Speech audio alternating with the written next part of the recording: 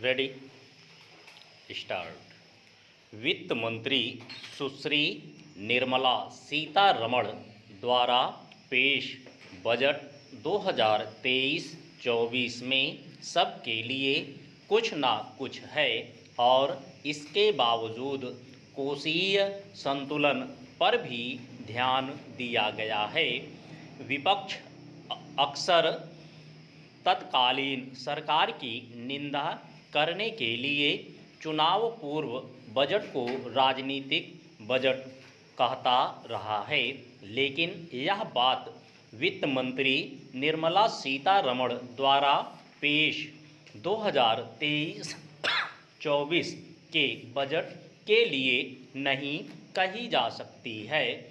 राजनीतिक बजटों में एक सबसे बड़ा बजट कांग्रेस नीति संयुक्त प्रगतिशील गठबंधन संप्रग सरकार ने 2008 में पेश किया था। इसमें 60,000 करोड़ का कृषि कर्ज माफ करने की घोषणा हुई थी, जो लगभग 72,000 करोड़ तक पहुंच गया था। इस कर्ज माफी से संप्रग को अगले साल सत्ता में लौटने में सहायता मिली थी। राज्यों में खर्च किए जाने वाले पैसे तथा संप्रग की चुनावी सफलताओं के बीच निकट संबंध था। सुश्री सीतारमण को धन्यवाद दिया जाना चाहिए कि उन्होंने उस निंदनीय लोक रंजनात्मकता से स्वयं को अलग रखा है, जिसका प्रदर्शन संप्रग ने 15 साल पहले किया था। भले ही कोई उन पर यह आरोप लगाए कि उन्होंने राहत देकर आयकर दाताओं को खुश करने का प्रयास किया, लेकिन तथ्य है कि इसकी लंबे समय से प्रतीक्षा थी। यहाँ इस बात पर भी जोर दिया जाना चाहिए कि इसके सबसे बड़े लाभार्थी सबसे कम आय श्रेणी वाले लोग होंगे। इसका अर्थ है कि आम लोगों की जेब में ज़्यादा पैसा आएगा, जिसका वे निवेश या खर्च कर सकेंगे।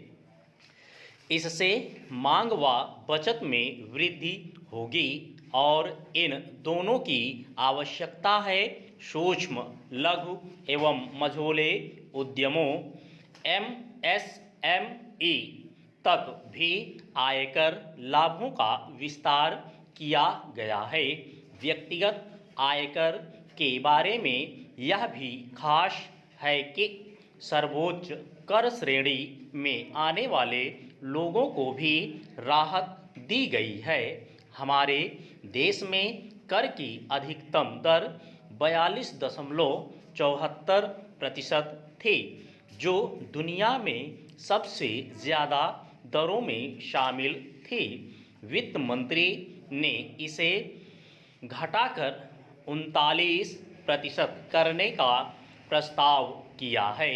यह उस देश में बहुत साहसी कदम है जहां अमीरों को गाली देना फैशन बन गया है।